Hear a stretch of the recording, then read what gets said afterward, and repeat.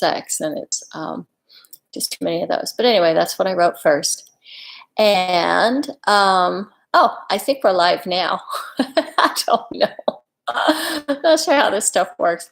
So hi, um, this is Veronica, and I've got so many things going on here this month. I'm teaching a workshop on consent this Friday, Skylar, and we're going to be, it's mixed gender. I don't know that very many with the mainstream public.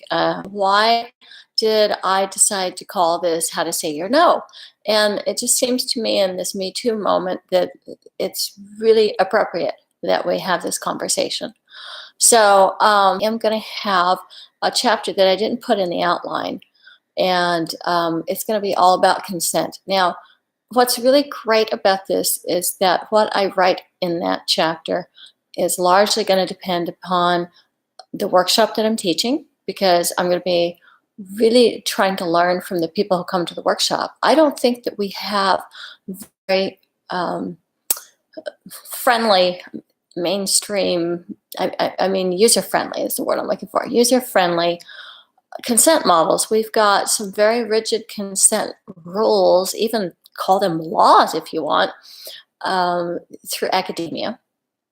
And then we've got some pretty cool consent videos on the Planned Parenthood YouTube, but it doesn't really come home for a lot of people unless they're of a particular social reference. So for a lot of people, that doesn't really work either. And then my good friend and colleague, Betty Martin, developed something called the wheel of consent, which a lot of professional sex educators are referring to. But I still don't think we've got a formula that works for the average person who just wants to go on a date.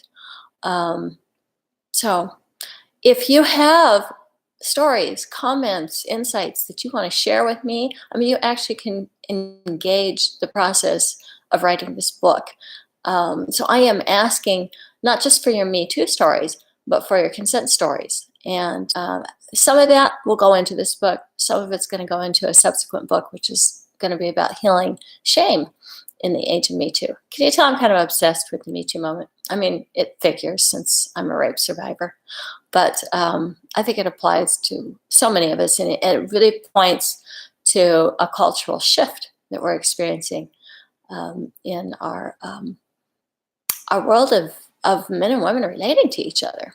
So I am not only asking you to go over, click on the link and go over and check out the bonuses that I put together for you, but please send me messages about your take on consent, what that looks like for you, and how you see it looking for us as a culture as we move forward.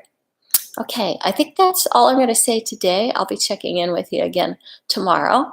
And once again, oh,